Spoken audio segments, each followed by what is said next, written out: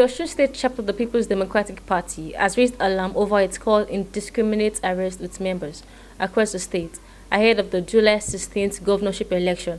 The party Caretaker Chairman, Dr. Akindele, made this known during a press conference at the weekend. Akindele said the police has connived with members of the ruling All Progressives Congress to start picking up some PDP members in the state.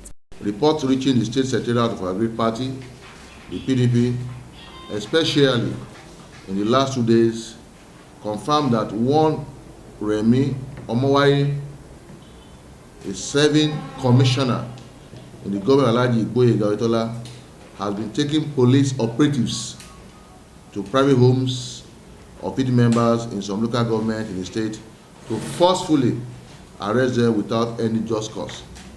Specifically, police were reported to have invaded private homes of innocent members of our party members in Ijebu-Jesha and Etioni in Oriade and Atakumosa East local governments, respectively, effecting forceful arrest of our members and inflicting on them bodily harms, even without any warrant of arrest to justify such cause of action against harmless citizens.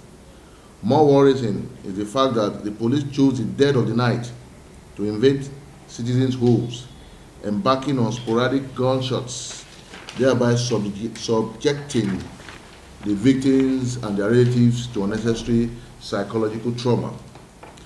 This is height of abuse of office by the cabinet member of Alhaji Igboyega government, and acutely unprofessional on the part of the police for making themselves available for unjust harassment of citizens they are being paid to protect. Akindele cautioned the Osun State Commissioner of Police, Olawale Olokode, to desist from the act, calling for disclosure of the whereabouts of those picked up. He went ahead to narrate the horrendous incident of the arrest. Although we, in this circumstance, wish to cut the Osun State Commissioner of Police, Mr. Wale Olokode, some slack of the fact that perhaps he didn't give the horrendous directive for the reckless and professional invasion and arrest of citizens in the dead of the night and taking them to unknown destinations, as the whereabouts of those picked up remained unknown. But his silence and obvious failure to stem the tide has put paid to all doubts about Mr. Olokode being a principal accomplice in the criminal activities of his men. Needless to inform Mr. Olokode that tension is high already and tempers raised, especially in the Ijesha axis of the state. In the last couple of days, the police have been dancing around with crude absurdity. It is also needless to mention that human beings are molded with limits of endurance and elasticity, after which reactions may no longer be bottled up.